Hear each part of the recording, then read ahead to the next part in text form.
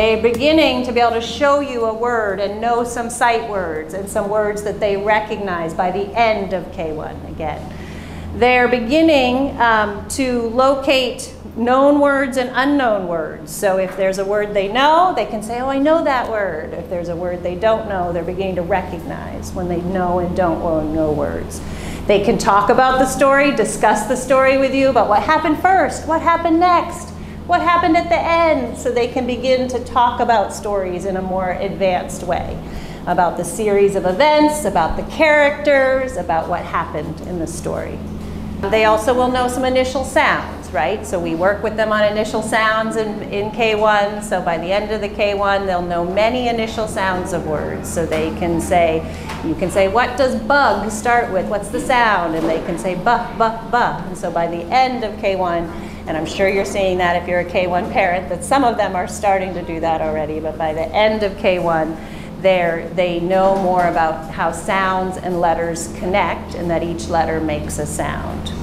So by the end of K2, so again, this is typically by the end of K2, we are hoping kids are at what's called a level C or D. If they're not, again, it's not something to worry about. As I explained, there's kids who sometimes aren't at that, and then beginning of first grade, they accelerate tremendously and just begin to take off. So we've had that often with children too. But the things that are different, you'll see, is that they now can read repeated text. They've got some sight words they know, so if it's very simple text with sight words, they can begin to actually read it themselves. If it is simple, just some simple CVC words, consonant, vowel, consonant words that you've read to them numerous times, then they are beginning to actually start to be able to read that themselves. They have a higher amount of those sight words or high frequency words, so they recognize more words because we've been working with them on that. They're able to tell much more information about the story and to discuss that with you in terms of both stories and informational text. They notice when you need to stop or pause, or when they don't understand, they notice that they don't understand. So they notice that they're not able to read or understand, and sometimes they're at the level where they now go back and reread, which is the skill we want them to do, is to notice that and then go back and reread the sentence or the page. เพราะฉะนั้นตั้งแต่ nursery จะเริ่มที่เรียกว่า pre-writing ก็คือเขาจะวาดรูปก่อนนะคะแล้วก็หลังจากนั้นจะเป็น scribbles ขีดเขียนตามที่เขากำลังฝึกเรื่อง fine motor skill ของเขาอยู่ทีนี้หลังจากนั้นก็อาจจะเริ่มเข้าใจว่าการเขียนตัวอักษรนะคะมันต้องเรียนกันอันนี้อันแรกอาจจะเป็นแบบ all over the place อันนี้ก็จะเริ่มเรียนกันแต่พอมาถึงอันนี้มิสมาเรียนกับครูหลายๆคนก็จะชอบใช้ environmental print ว่า copy สิ่งที่เด็กชอบที่สุดเลยคือเดินไปที่ copy ของเพื่อนแล้วดูว่าไหนชื่อใครอันนั้นจะทำให้เขาเหมือนเริ่มสนใจว่าการอ่านมันมีความหมายมันช่วยให้เราสามารถแบบidentify ได้ว่านี่ copy ของเพื่อนคนนี้นะไม่แทนที่จะแค่จำว่าของเพื่อนก็จะเข้าใจว่าletter has real meaning แล้วก็หลังจากนั้นก็อันนี้อาจจะเป็นคำที่เขาจำได้แต่พอมาถึงตรงนี้อันนี้สำคัญเพราะว่าพอเขาเขียนได้ไม่ถูกแต่เขาเริ่มdecode ได้เริ่มจำได้ว่าถ้าจะเขียนว่า horse มันเสียงมันต้องเริ่มด้วย h เพราะฉะนั้น this is a success จริงๆแล้วมันคือเด็กมาถูกทางแล้วนะคะเพราะฉะนั้นถ้าลูกกลับไปแล้วก็เขียนอะไรประมาณนี้ที่คุณพ่อแม่อ่านแล้วไม่รู้เรื่องให้เราถามเขาจะตอบได้เลยอะค่ะแต่บางทีเขาก็ลืมนะคะมี2แบบบางทีก็ลืมแต่พอเราแบบเหมือนซักถามไปเรื่อยๆตอนนั้นคิดอะไรอยู่หรือว่าเรียนอะไรในห้องเขาก็จะจำได้ก็มีแต่ทุกครั้งที่เขาเขียนอย่างนี้จริงๆแล้วเขามีเริ่มความเข้าใจในเรื่องของภาษาแล้วก็หรืออันนี้ก็มีพัฒนาการมาอีกนิดนึงwent เหมือนที่มิสเอมี่บอกหรือว่า store ยังสะกดที่เหลือไม่เป็นก็จบแค่ s ก่อน Right, so the reason this one is more advanced than this one is because they heard another sound in that word. If you see, it's not just the beginning sound, they heard that N in the word went. Where in here, it's just focusing on only beginning sounds, other than the sight words, they got their sight words. อันนี้จะถือว่า develop กว่านี้นะคะเพราะว่านี้มี2เสียงแล้วแต่อันนี้จะจบที่ horse ก็จะมี h อย่างเดียวแต่ว่าอันนี้เขาก็จะเข้าใจแล้วว่า words ไม่ได้เขียนติดกันภาษาอังกฤษอันนี้ครูก็จะสอนเรื่อง finger spacing ส่วนใหญ่เขาก็จะให้เอานิ้ววาง แล้วก็ค่อยเขียนวางแต่ตอนแรกอันนี้ก็ไม่เป็นไรแต่ทีนี้ถ้าผู้ปกครองเป็นห่วงเรื่องของ backwards เป็นเรื่องปกติมากเลยนะคะถ้าเขียน e backwards b q บางตัวจะเขียน backwards ง่ายกว่าในช่วงแรกๆเราจะยังไม่ได้ correct เพราะเราอยากให้เขารู้สึกว่ามั่นใจเพราะว่าถ้าเราไป correct ทุกสิ่งทุกอย่างเราจะเริ่มรู้สึกแบบมันยากจังเลยแต่พอเขาเริ่มมี confidence แล้วอะค่ะเราค่อยครูเขาจะให้เด็กๆลองสังเกตดูว่าให้ดูตัวที่ถูกต้องwhat's different can you notice what's different อะไรอย่างเงี้ยค่ะพอเด็กเริ่มพอไกด์เขาเขาก็จะเริ่มเห็นว่า I wrote it backwards เพราะฉะนั้นอันนั้นก็จะเป็นเดี๋ยวพอเขาเริ่มโตสิ่งเหล่านั้นคุณพ่อคุณแม่ไม่ต้องห่วงเราก็จะทางโรงเรียนก็จะทางครูก็จะค่อยๆ correct ไปเองอะค่ะSo this is a little bit about development in math and how they move through understanding numbers and what numbers mean. So when children begin, obviously I think you know, probably your children, you do counting with them. Even if it's 1, 2, 3, you're saying 1, 2, 3, go, lots with them, and they're beginning to learn that counting from you at home. So certainly when they come here, we're continuing that work on counting and expanding that to higher numbers. In the younger grades, it's K1, we're trying to have them count all the way to, in K2, all the way to 100 by the end of K2. In K1, we usually say between 20 and 30, they should be able to count up to at the end of K1. And in nursery, if they're counting to 5, that's great. If they're counting to 10, that's even better, but it's fine either way, 5 or 10, but they're understanding counting. Tagging is when they're beginning to point as they count, but they might not be counting in sequence. It might be 1, 4, 6, 5. That's okay, that's the next step in terms of their mathematical understanding. After that, they move to synchronous counting of 1, 2, 3, 4, 5. But it's perfectly fine if right now, if they're young, if they're going 1, 6, 8, 10, it's okay. They're practicing tagging numbers into objects. Then when we move into the sort of the bigger ideas, and in K2, I'll just add with counting, we do move to skip counting. So in K2, you'll see your child begin to do some skip counting of 2, 4, 6, 8, or 5, 10, 15, 20, or 10, 20, 30, 40. I was just in K2 the other day, and they were counting by tens. So in K2, we move into skip counting as well. One-to-one correspondence, so just that they know that an object for one set equals another set. So if they're the same, they can see that they're equal because they match. Then they move on to understanding even that if they're different sizes, that which one has more. So magnitude is about which group has more. So we might give them some blocks and another set of blocks and say which one has more, which one has less. And so they're beginning to understand that concept of more or less. Cardinality is about that they understand this number of objects relates to the same 5, to the 5 apples or 5 pieces of gum, just that the group identifies with a certain number of things and a number name. This one is about, I'll just finish and then you can translate. This one is about even if the sizes are different, they know those are the same. So if you see this as 5 small apples and 5 big apples, but your child, when they're at this point, if they can see that and still say, oh, I know they're the same. Even though those apples are smaller and those ones are bigger, I still know those two groups both have 5 and they're the same. This next one is about, let me read what the next one's about. Yeah, so this is about that within 5, there are also other numbers, that there's 3 within that, or you can take out 3. Or that there's 4 within that, or you could take out 2. So understanding that the numbers, when you have a group, the other numbers also are within that or can be a part of that group. This is about when you have a group that equals something else. This is a dime from the US, but it's the same if a 10 baht was there. So that if you have a 10 baht coin, that they begin to know that that 10 baht coin represents 10 individual bahts. So understanding that a symbol can represent 10 smaller. And subtizing is being able to recognize a common sequence of those numbers. So like on a dice, that they begin to know when you roll that 6, that's a 6. They know right away. When you roll that 2, they don't have to count them anymore. They know it's just a 2. So it's when they've internalized that picture of the number, meaning that number. What's the job of the teacher? What's the job of the curriculum? What do we intentionally do to support the child's journey to obtain these milestones in terms of skills and concepts?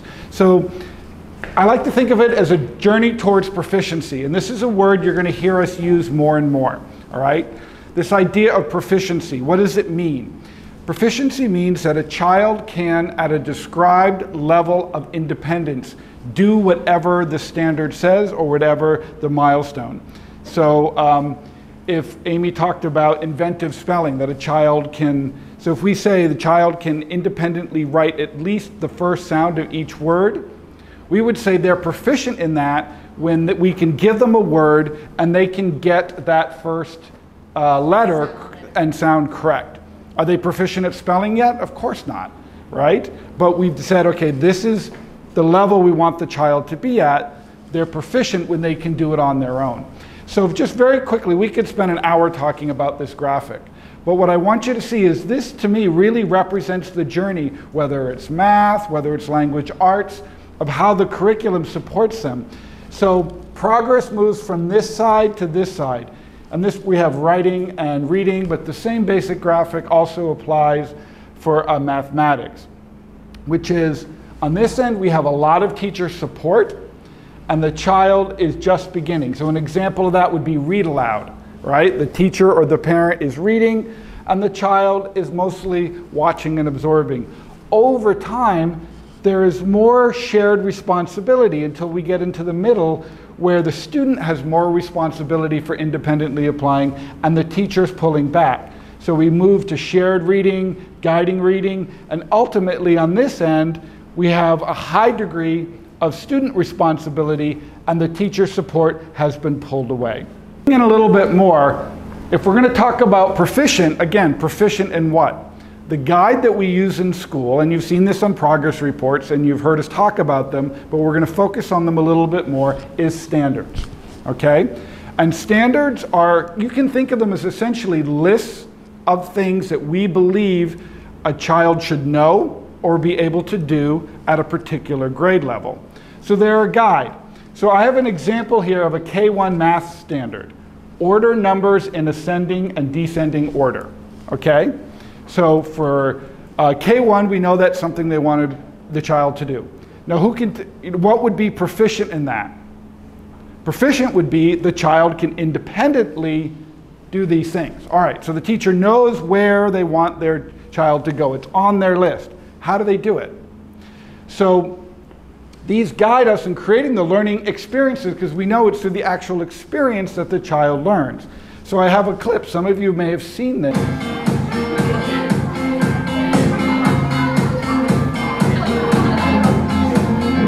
See? Order, no. I won't watch the whole thing, but I want to hear her jump. Oh, very important. So put the 7 down. Where does it go? Just watch the whole thing. You want it? Okay. Is this a 7 over here? Very important point. Are they proficient yet? No, the teacher's jumping in and helping. That's fine. They're on that journey.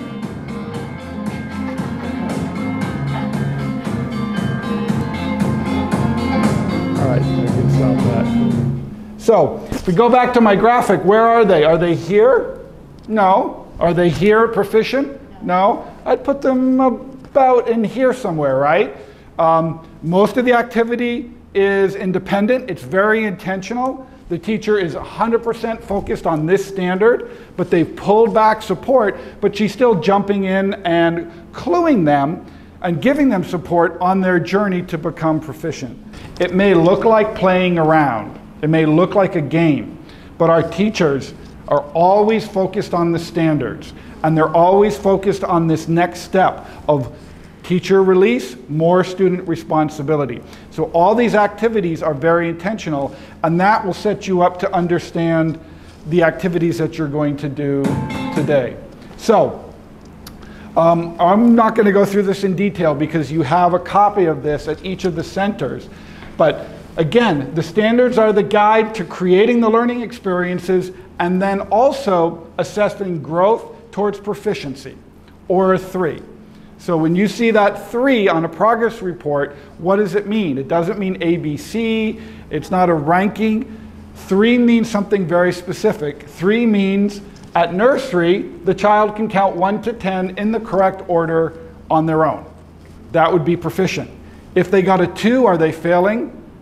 No. It means they probably can do this with some teacher support. Maybe they'll stumble a couple of times.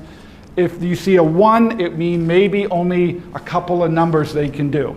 And that's fine. But we have these standards to guide us both in creating the learning experiences that you're going to do today and assessing their growth towards this goal. Very quickly, you also can see the growth, right? The standards are what we call vertically aligned. Count 1 to 10 in the correct order. Ooh, but K2, I jazz it up. Now I count forward and backwards from 1 to 10.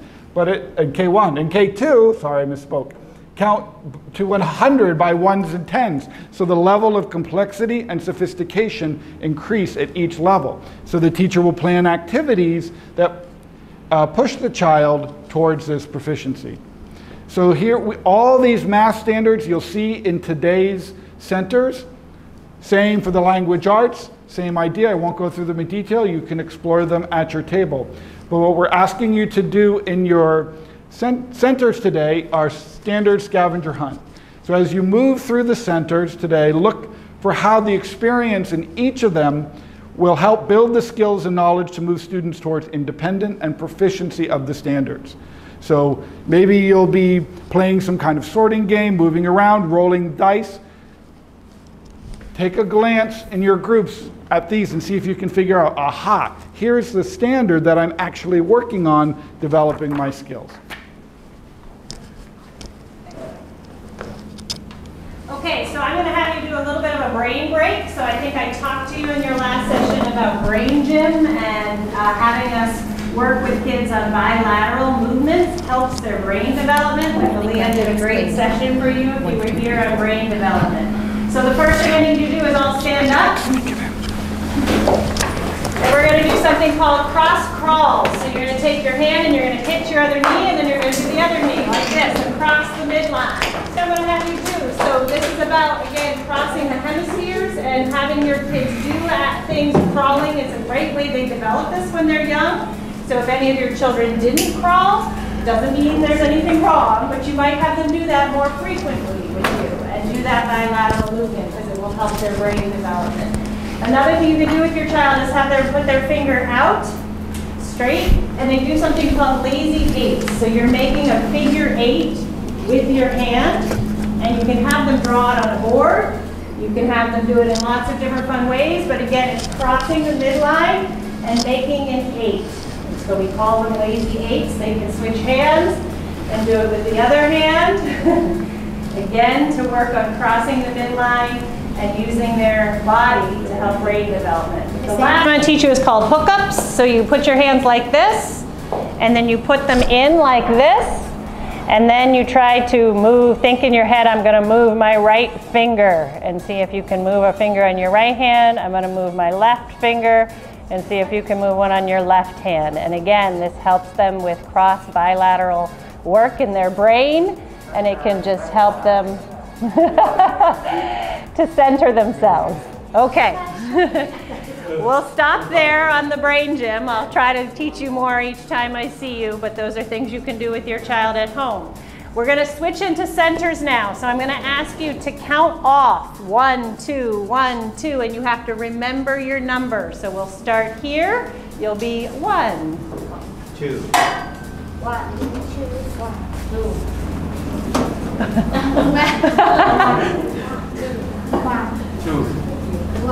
2, 1. That's fine. 1.